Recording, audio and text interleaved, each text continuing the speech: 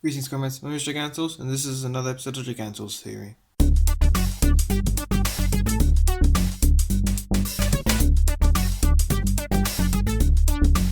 Yes, the reason why I'm not just keeping Gigantals Theory restricted purely to like movies and game theories is because I don't know. I don't know enough. I don't watch enough movies and or play enough games to really be able to do that. I mean, I just really jump on whatever anyone else is playing and try to figure out and understand it myself. I mean that sort of stuff is left for the game theory and film theorists. So I'm going to try and use some actual real world stuff in these theories. So for the first one I'm going to do, it's basically like, as you can see by the title, it's basically why Christmas isn't about paganism. Okay, and because anyone who's read Dan Brown was, obviously seen too few sources will think that it's connected to paganism, but that can be further from the truth. And I'm basically here to give you a bit of an explanation why. And I'll do another video for for some of the customs maybe, but I'll just focus on the actual thing here. So, according to the nativity of Jesus was born around the 25th of December. And now a lot of people, especially back in the 18th and 19th centuries, a lot of people believed that this was coinciding with the feast of Sol Invictus, which was the Roman deity, like a combination of a whole bunch of them, including Saturnalia and Sol and blah blah blah, or those weird pagan ones. And so they basically said that they're in proximity. They probably influenced the pagan. The church was influenced by the pagans. They were trying to convert and they wanted to. They basically made Christmas celebrated on the 25th to try and invite the pagans to go into their churches on that day. And that's actually a lot of rubbish. I mean, seriously, if you've read this from Dan Brown, you really need to read more than just rubbish. Okay. So the key thing here is, was Jesus born on the 25th?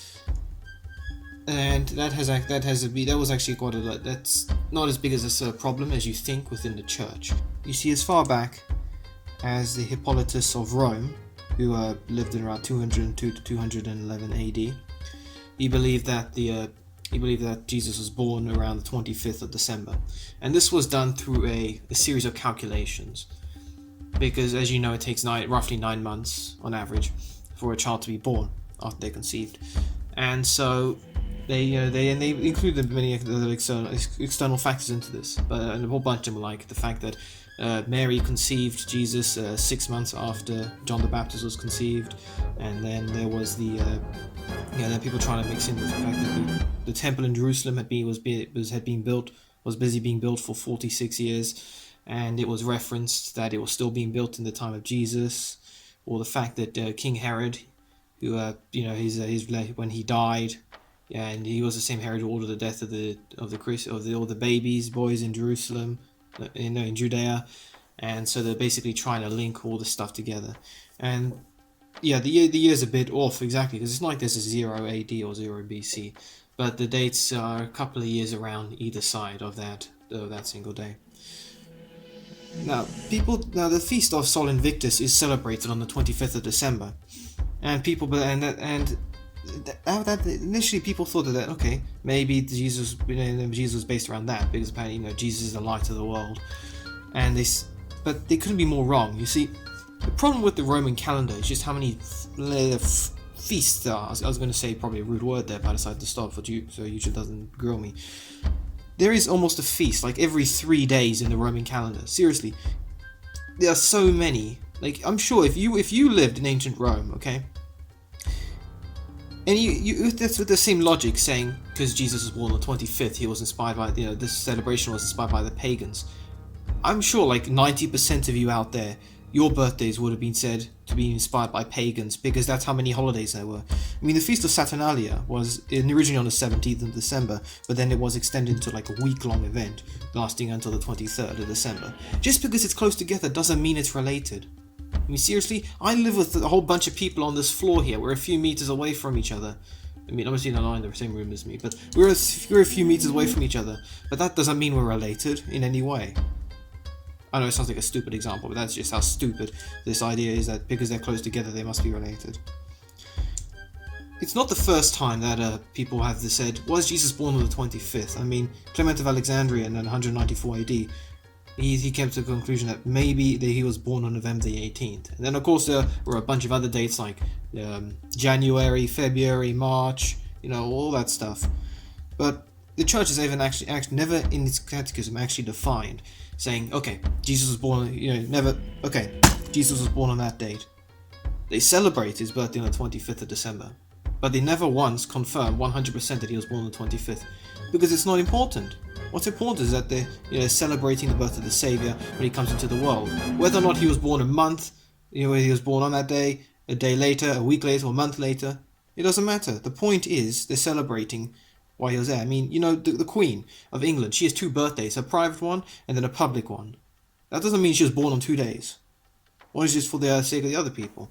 Sure, she can celebrate the private one as much as they want, but everyone celebrates the public birthday because, she's the Queen. Obviously, the English do. The English celebrate on the public birthday because it's she's important to them as the leader of the monarchy.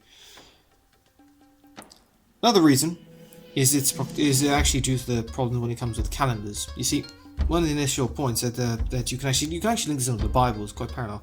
Basically, in the Bible, in John 3:30, John basically said, because John's influence is waning as Jesus attracts more followers, and some of John the Baptist's disciples say, "But you're becoming less popular. Shouldn't you do something to stop it?" And John says, "No, I must grow. His influence must grow smaller so that Jesus can grow larger." And that links in also with the dates they're born. You see, looking at the calendar, you can see that John the Baptist was born 3 days after the summer solstice, which is the 21st of June, except occasionally when it's the 20th, but that's just due to the calendars. Like next year it's going to be on the 20th, but for this year it's on the 21st. Jesus was born 4 days after the winter solstice, except this year.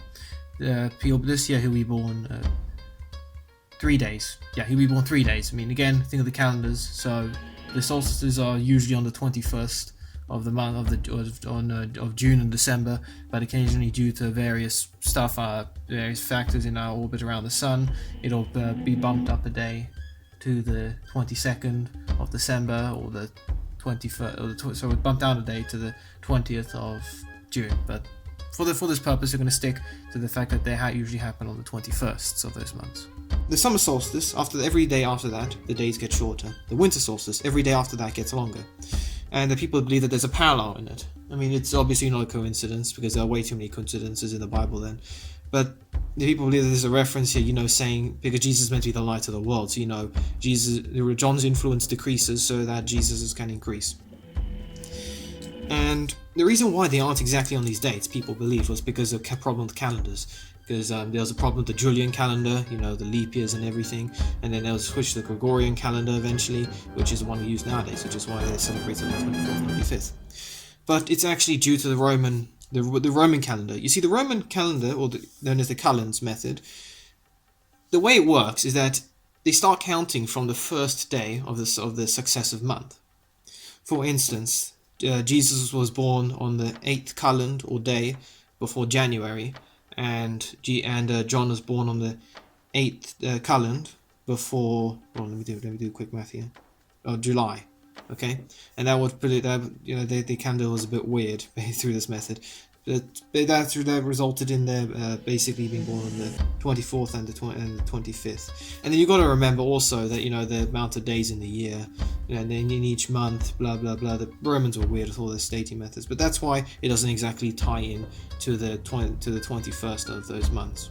And then after they instituted the Calends method of dating into the Germanic months, it meant that the dates ended up falling on the 24th and 25th instead of the 22nd and 23rd. Initially, this is still back in the first couple of centuries AD. Jesus' birth was Jesus' birth was celebrated in December, right, December 25th. But in the East, it was celebrated in January the 6th. And now it's because in the East used a different calendar to the West. I mean, I think this was carried on even after the empire split into the Roman Empire and then the Byzantine Empire.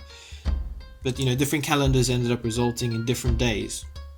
And now January the 6th is Epiphany. As for the feast of Sol Invictus, right? This is what we're going to learn. So, using the Philocalian calendar, the first confirmed feast was around AD 354. If you link that in with the people celebrating Jesus' birth on the 25th of December, this happened almost 150 years later, after Jesus' feast was being celebrated. I mean, we know that there was a certain feast in 336 AD for Christmas, but the idea, because the feast, okay, itself was on 336 AD. The idea of Jesus being born on the 25th was a couple of hundred years older.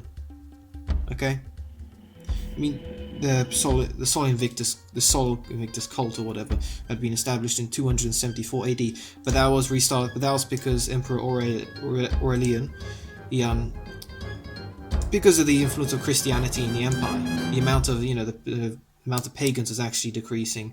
And those of you who have read like all of Paul's journeys, after he went into the Greece and they started burning all the scrolls and stuff, and they weren't worshipping all the goddesses and gods, the people, the silver makers who were making the silver statues of Artemis, were getting angry, and so they were, Diana or whatever, they were getting angry because they weren't making money. So then they tried to get a mob to attack Paul, and that's something similar here. You have all these pagan businesses who are relying on selling all this pagan rubbish, okay? And suddenly they can't sell it anymore because the people who worship those pagan deities are now worshipping the feast of Christmas. Yeah, and that's basically why Emperor Aurelian he made official the cult of Sol Invictus. It was basically to bring the Christians away from the churches back into the pagan temples. He has to be recognized. They had to have a feast in the actual calendar and everything. And the point is, this is basically all about money and stuff right now. It's actually the other way around, am I right? Like, seriously, it's you see, it's the exact opposite of when they say the pagan, the Christianity is inspired by paganism. No, the pagans were inspired by Christianity because they were losing influence. The church wasn't stealing holidays to bring people into the church. The pagans are stealing holidays to bring people into the temples and so that they can make money off them. I mean, seriously. How can people just overlook that?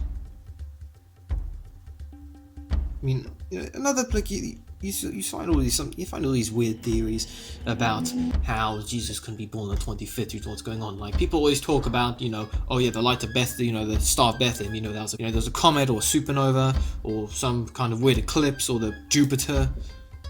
But that's all a bunch of rubbish because none of them actually work with each other. Or then you have this is going to sound weird to you, but people are trying to use the idea of sheep to prove Jesus wasn't born, because in the winter sheep are usually kept indoors because it's cold, and they say, so if the shepherds were out on the hills looking after their flock, how could Jesus have been born in winter? And that's actually a load of rubbish. You see, sheep are mountain animals. They love the cold. Well, probably not like freezing cold, but they can handle the cold. They got fleece for a reason. Why do you think we have fleece coats? And then there's also the fact this is the Middle East. I mean, it's warm there. It's by the equator. Obviously, it's not the warmest place on Earth, but it's not the coldest place on Earth. Definitely not Britain here. Okay, it doesn't matter. It doesn't matter the weather. This is the Middle East. It's warmer. So what's the problem here? Sheep nowadays are kept outdoors in the Middle East in the winter. There's no contradiction here. It just means someone didn't do their research because they just did it in the wrong latitude. Is it latitude? Yeah, they did it in the wrong latitude. I mean, they were probably like 20 degrees north or something. Yeah, guys, there's seriously a lot of evidence out there pointing to Jesus actually being born on the 25th of December and it not being related in any way to Sol Invictus. I mean, seriously, let's look over the evidence again, okay, for the dates. So the earliest confirmed date for the Feast of Sol Invictus, okay, the actual feast itself was, where is it? Yeah, 354 AD. Okay, keep that in mind, 354 AD. The actual cult itself formed in 274 AD, but there was no feast day for it. It was just an idea back then. Okay. The actual confusion initially over when Jesus was born, the day was around 194 AD, which is obviously a lot longer than that. It's like 160 years before. Forgive my math if I'm wrong, but that's the point. You have these people, okay? Here's the point. You have all these ideas, right? You have the actual Jesus being born at around a few years around 1 BC, 180. I think it's, what is it, like 4 AD to 4 BC, around that time. Okay, so he was born around that time. Okay, you got all these various other historical things coming in, talking about when he was born. But they actually recognized he was born. The idea for him being recognized that he was born on the 25th is as far back as 194 AD.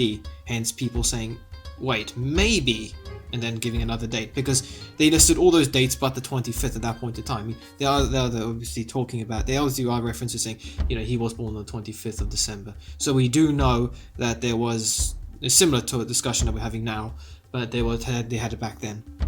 Obviously, they're all references to the future. And then, of course, we have Hippolytus of Rome, who says that Jesus was, sometime in 202 to 211 AD, saying Jesus was born on the 25th. Okay.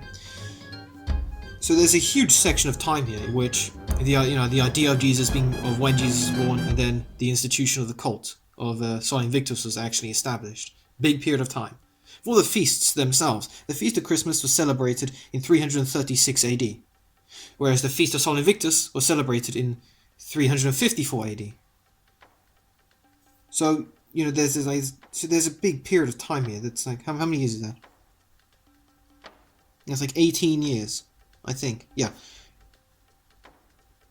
that's 18 years gap between that. So if anything, it sounds more like that the pagans said, hey, they're celebrating this, they're celebrating, the one true God on the 25th of December.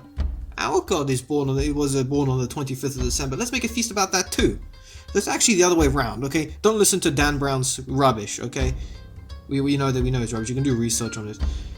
It's just fiction. Nothing about it is real. Even the ideas he proposes, it's all unsupported and fake. Sheep proved Dan Brown wrong. So the whole idea of Jesus actually being born, or Jesus' holiday being organized around Sol Invictus is so wrong. There's so few evidence that they actually supports this idea. So you can go and tell people that why Jesus was born on the 25th of December, and why it has nothing to do with the pagans. If anything, it's completely opposite way around for what Dan Brown said. We weren't paganizing we weren't paganizing Christianity. They were Christianizing paganism. Christianizing. Whatever. Just send that idea off to Oxford dictionaries. Let's see if they can make a word. But like I said, I'm gonna at some point maybe I'll talk about like various traditions and stuff about the pagan, about the apparently pagan influences in Christmas, like the Christmas tree and the laurel wreath, which I can tell you for now have no pagan influence whatsoever. Sure, there may be some relation, but that doesn't mean it's related. Again, I told you already. I live near the people on the same floor as me. Doesn't mean I'm related. I could, just because they use the same items doesn't mean they use it for the same purpose or the same ideas. Seriously. But that's for another video. So if you like this video, please do give a like, please share my videos, please do comment what you think of them. The theories you want me to do. Please subscribe to my channel so you can see more of the content. Please ring the bell so you can keep up with my Gigantals theories videos. Next episode, I'll be doing stuff about, Christmas traditions and stuff. Maybe I could do that for Christmas next year, I don't know. Oh yeah, that reminds me, I'll probably have to do one about Easter, won't I? That'll be interesting. Time to prove why Jesus' crucifixion has nothing to do with Ishtar. But that's for next episode. So see you next video, comrades. Until then.